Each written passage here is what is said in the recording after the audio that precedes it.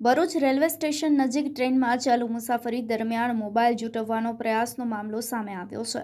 Surat railway એલસીબીની ટીમે ગુનાનો ભેદ ઉકેલવા માટે 4 ઓગસ્ટના રોજ પાનોલી સ્ટેશન નજીક જયપુર બાંદ્રા ટ્રેનના દરવાજે બેસેલા મુસાફર અશોક ગુર્જરનો મોબાઈલ જૂંટવવાનો પ્રયાસ કરાયો હતો. આ ઘટનામાં મુસાફરને ટ્રેનની નીચે આવી જતા તેનું કરુણ મોત નીપજ્યું હતું. ભરૂચ રેલવે પોલીસે BNSની કલમ 105 મુજબ અજાણ્યા ગુનેગાર સામે ગુનો નોંધી વધુ તપાસ હાથ ધરી છે. સીસીટીવી ફૂટેજ અને હ્યુમન ઇન્ટેલિજન્સના આધારે પોલીસે 3 આરોપીઓની ઓળખ કરી હતી. મુખ્ય આરોપી ઈશ્વરની અટકાયત કરવામાં આવી છે, જે અગાઉ 11 ગુનાઓમાં સંડોવાયેલો હતો અને આ પાસા હેઠળ જ છે તે જેલમાં પણ જઈ ચૂક્યો છે. સહ આરોપીની વાત કરીએ તો રાકેશ વસાવાની પણ પોલીસે અટકાયત કરી લીધી છે. પ્રાથમિક તપાસમાં આરોપીએ અન્ય 6 મોબાઈલની ચોરી કરી હોવાની કબૂલાત કરી છે. તો ભરૂચ એલસીબી એસઓજીની ટીમ દ્વારા આરોપીને રિમાન્ડ પર લઈ વધુ કાયદેસરની કાર્યવાહી હાથ ધરવામાં આવી છે. ગઈ તારીખ 4 ઓગસ્ટના રોજ ભરૂચ રેલવે પોલીસ સ્ટેશનની હદ વિસ્તારમાં આવતો પાનોલી રેલવે સ્ટેશન ત્યાંથી જયપુર બાંદ્રા ટ્રેન પસાર થઈ રહી હતી. તે ટ્રેનમાં દરવાજા પર બેસીને એક ઈસમ મુસાફરી કરી રહ્યા હતા, જેનું નામ અશોક ગુર્જર હતું. તે દરવાજામાં બેસીને મોબાઈલ વાપરતા હતા અને પ્લેટફોર્મ ઉપર એક ઈસમ એના હાથ ઉપર હાથ મારીને મોબાઈલ પાડવાનો પ્રયત્ન કરે છે અને મોબાઈલ પાડી દે છે.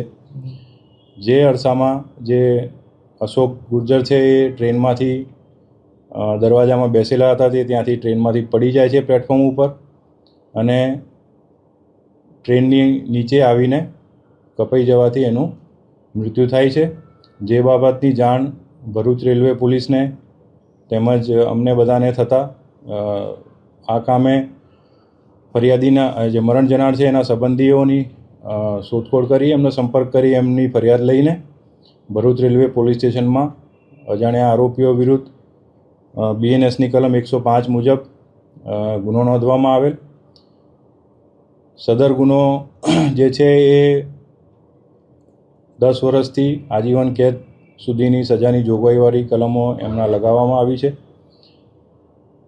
અને તમામ ઉપરી અધિકારીઓની સૂચનાથી પશ્ચિમ રેલવે વડોદરા યુનિટના LCB, SOG તેમજ ભરૂચ પોલીસ સ્ટેશનના કર્મચારીઓની અલગ અલગ ટીમો બનાવીને અજાણ્યા જે ઈસમો છે એમની શોધખોળ કરવામાં આવી અને પાનોલી રેલવે સ્ટેશનના તેમજ બહારના વિસ્તારના બધા CCTV કેમેરાને બધું ચેક કરતા તેમજ હ્યુમન ઇન્ટેલિજન્સથી બધી ખાતરી તપાસ કરતાં જણાઈ આવેલ કે આજે આરોપી છે તે ટોટલ એ લોકો 3 જણા હતા અને 3 જણા સવારમાં પ્લેટફોર્મ ઉપર આવેલા હતા અને તેઓએ આ મોબાઈલ કોઈપણ પેસેન્જર આવી ધીમી ટ્રેન જતી હોય એમાંથી પેસેન્જરનો મોબાઈલ પાડીને પોતાનો ખર્ચો કાં તો ગુજરાન ચલાવવા માટેને એ લોકોએ અંદર ચર્ચા કરીને નક્કી કરેલું હતું.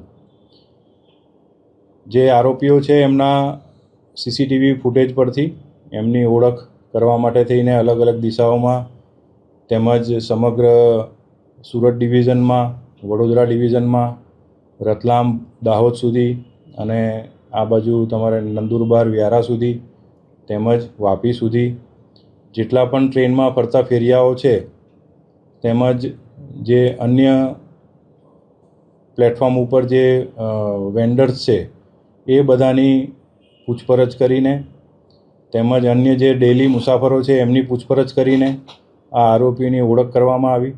જેમાં જે મુખ્ય આરોપી જે છે તે નામે ઈશ્વર છે, એની ઉપર એની ઓળખ થયેલ છે. જે ઈશ્વર જે આરોપી છે મૂળ દોંડાઈચાનો વતની છે, મહારાષ્ટ્રનો, અને વર્ષોથી એ અહીંયા સુરત, ભરૂચ, વડોદરા રેલવેની હદ વિસ્તારમાં રેલવેના વિસ્તારમાં એનું કાર્યક્ષેત્ર છે અને એમાં છૂટક ફેરી કરી મજૂરી કરી એનું ગુજરાન ચલાવે છે અને રખડતો ભટકતો ઈસમ છે. આ આરોપીની ઓળખ થયા પછી એનું ગુનાહિત ભૂતકાળ બાબતે તપાસ કરવામાં આવી છે, જેમાં એની ઉપર કુલ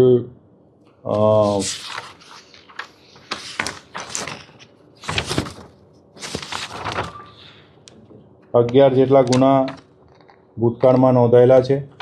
ભૂતકાળમાં એ સુરત શહેર પોલીસ સ્ટેશન સુરત શહેરમાં પણ એના ઉપર પાસા પણ કરવામાં આવેલી હતી. નંદુરબારમાં એક ગુનામાં મોબાઈલ ચોરીના ગુનામાં તે હાલમાં વોન્ટેડ પણ છે અને એલસીબી અને એસઓજીની ટીમે એને ગણતરીના દિવસોમાં એ ગુના બન્યા પછી 3-4 દિવસમાં જ અમે એને શોધી કાઢી પકડી લીધેલ છે. એ ચલથાણ રેલવે સ્ટેશન પર આવવાના હતો એવી બાતમી મળતા ત્યાંથી પકડી લીધેલ છે અને તેની ડીપમાં પૂછપરછ કરતાં તેણે બીજા અન્ય 6 જેટલા મોબાઈલ આ રીતે ચોર્યા હોય તેની પણ કબૂલાત કરી છે, જે બાબતની અલગથી તપાસ કરવામાં આવી રહી છે.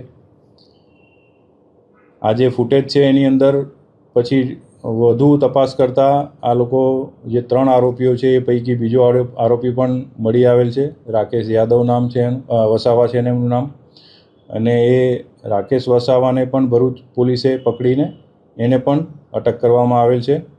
તેમજ આજે મુખ્ય આરોપી ઈશ્વર છે એને પણ ગુનાના કામે એરેસ્ટ કરવામાં આવેલ છે અને વધુ તપાસ કરીને એમના રિમાન્ડ લઈને આગળની કાર્યવાહી કરવામાં આવી રહી છે.